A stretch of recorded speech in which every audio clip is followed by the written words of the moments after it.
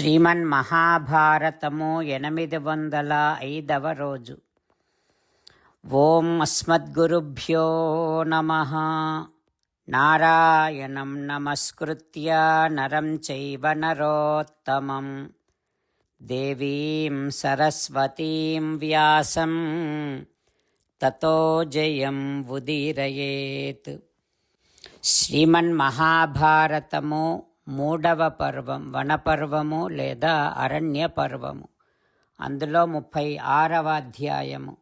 సూత మహానుభావుడు శౌనకాది మహర్షులందరికీ ప్రవచనం చేస్తూ ఈ రకంగా చెబుతూ ఉన్నాడు. ఓ మహర్షులారా, వైశంపాయన మహర్షి జనమేజయ మహారాజుకు శ్రీమన్మహాభారతాన్ని ఉపదేశం చేస్తూ ఇలా చెబుతూ ఉన్నాడు. ఓ రాజా, వ్యాస మహర్షి ధర్మరాజుతో ఈ రకంగా అంటూ ఉన్నాడు. ఓ ధర్మజ, నీ హృదయములోని భావాన్ని నా బుద్ధి చేత తెలుసుకొని వేగంగా వచ్చాను నీ దగ్గరకు. భీష్మాత్, ద్రోణాత్, కృపాత్, కర్ణాత్, ద్రోణపుత్రాశ్చ భారత. ఓ ధర్మజ, భీష్మ, ద్రోణ, కృప, కర్ణ, అశ్వత్థామ, దుర్యోధన, దుశ్శాసనుల వలన నీ హృదయములో ఎత్తే భయం అమిత్రఘ్న హృది సంపరివర్తతే. నీ హృదయములో కలిగినటువంటి భయాన్ని శాస్త్రీయమైనటువంటి పద్ధతిలో తత్తేహం నాశయిష్యామి విధి దృష్టేన కర్మణ, శాస్త్రీయమైనటువంటి ఉపాయముతో పోగొట్టటం కోసం, నీ హృదయములో కలిగినటువంటి భయాన్ని శాస్త్రీయమైనటువంటి పద్ధతిలో పోగొట్టటం కోసం నేను నీ దగ్గరకు వచ్చాను.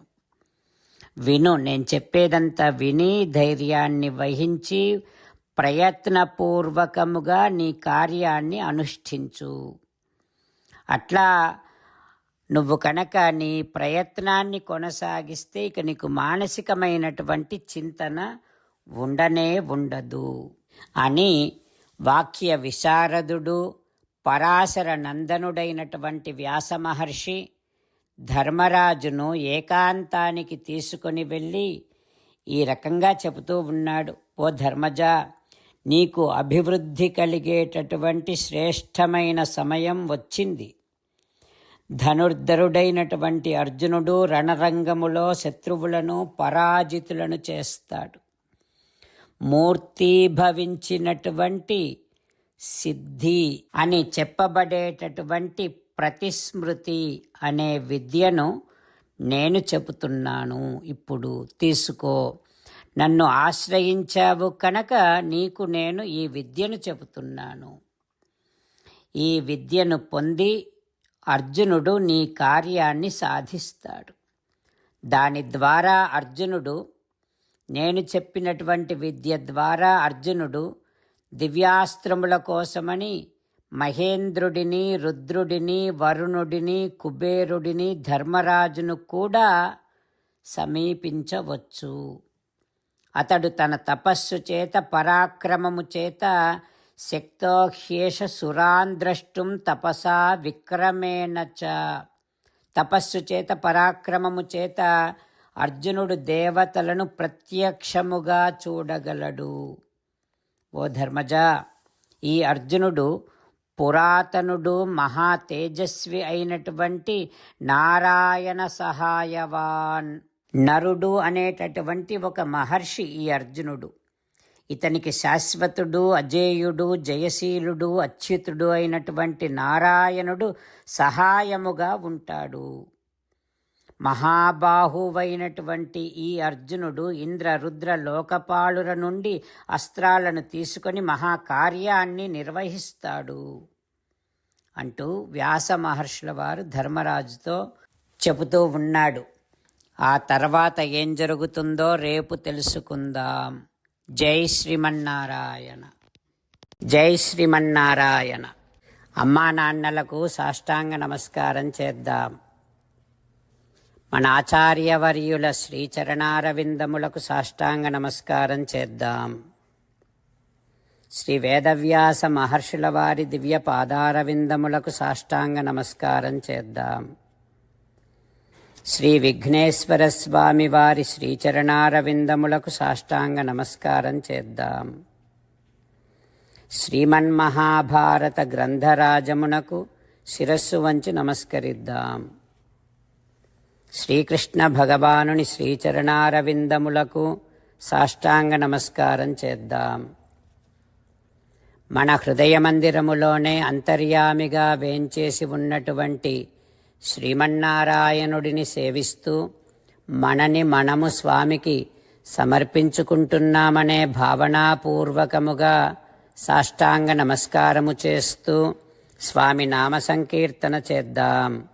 శ్రీమన్నారాయణ నారాయణ నారాయణ శ్రీమన్నారాయణ నారాయణ నారాయణ.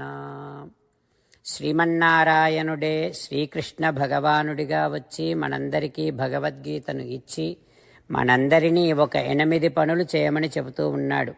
అందుకని భగవన్ తప్పకుండా చేస్తామంటూ మనం ప్రతిరోజు ఈ రకంగా మాట ఇద్దాం. హో శ్రీమన్నారాయణ కరిష్యే వచనం తవ సర్వం శ్రీకృష్ణార్పణమస్తు. జై శ్రీమన్నారాయణ. జై శ్రీమన్నారాయణ. భక్తులకు ప్రత్యేకమైనటువంటి విజ్ఞాపన. మీకు అన్ని విషయాలలో వెంటనే మంచి ఫలితాలు రావాలి అనంటే ప్రతిరోజు 1 నిమిషం వెచ్చించి నారాయణాస్త్రాన్ని చదవండి. ఇక మీకు తిరిగే ఉండదు. నారాయణాస్త్రాన్ని పొందడానికి మీరేం చేయాలంటే నారాయణాస్త్రం అనే వెబ్సైట్కి వెళ్ళి మీ పేరు మీ ఈమెయిల్ ఇస్తే మీ ఈమెయిల్కి నారాయణాస్త్రం PDF వస్తుంది. అందులో ఒక రామాయణ శ్లోకం, ఒక గీతా శ్లోకం, ఒక విష్ణునామం ఉంటాయి. ఆ 3 కలిపి నారాయణాస్త్రం అంటాం. ప్రతి ఒక్కరికి వేరువేరు శ్లోకాలను ఇస్తున్నాం. ఆ రకంగా ఎవరి శ్లోకాన్ని వారు ప్రతిరోజు తప్పనిసరిగా చదవటం వలన ప్రతిరోజు ప్రతి 24,000 భక్తులతో ఒకసారి సంపూర్ణ రామాయణ పారాయణ, 33 సార్లు శ్రీమద్ భగవద్గీత పారాయణ, 24 సార్లు శ్రీ విష్ణు సహస్రనామ స్తోత్ర పారాయణ జరుగుతుంది. ప్రతి ఒక్కరికి అంతటి విశేష ఫలితము ప్రతిరోజు లభిస్తుంది. అందుకని మీరు మీ కుటుంబ సభ్యులు అందరూ ఒక్కొక్కరు ఒక్కొక్క నారాయణాస్త్రాన్ని వెంటనే పొందండి. జై శ్రీమన్నారాయణ. శ్రీమద్ భగవద్గీత సారాంశముగా 18వ అధ్యాయములో 65 నుంచి 69 శ్లోకముల ద్వారా శ్రీకృష్ణ భగవానుడు మనందరినీ ఒక 8 పనులు చేయమని చెబుతూ పరమాత్మ ఈ రకంగా అంటూ ఉన్నాడు. ఎవరెవరైతే నేను చెప్పిన ఈ 8 పనులు చేస్తారో వారందరూ నాకు చాలా ఇష్టమైన వారవుతారు. అప్పుడు వారిని నేను సకల పాపముల నుండి సకల దుఃఖముల నుండి విముక్తులను చేసి నా అంతటి వారిగా చేసుకుంటా, తరగని ఆనందాన్ని అనుభవింపచేస్తా.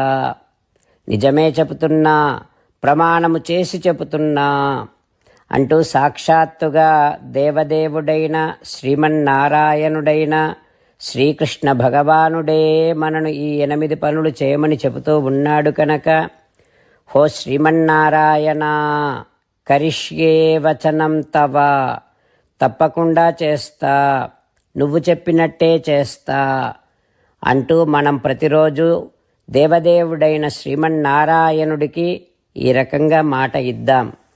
హో శ్రీమన్నారాయణ నువ్వు చెప్పినట్టే నేను నిన్నే సంతతము ధ్యానము చేస్తూ ఉంటా. హో శ్రీమన్నారాయణ నువ్వు చెప్పినట్టే నేను నీ భక్తుడిగానే ఉంటా.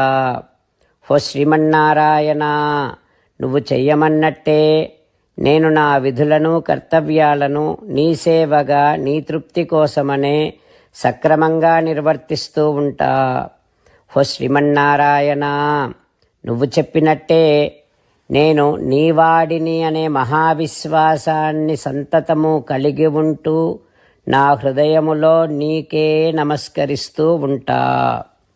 హో శ్రీమన్నారాయణ మామేకం శరణం వ్రజ, నన్నొక్కడిని మాత్రమే శరణు వేడుకో అని నువ్వే అన్నావు కనుక నేను నిన్ను ఒక్కడిని మాత్రమే శరణు వేడుకుంటా.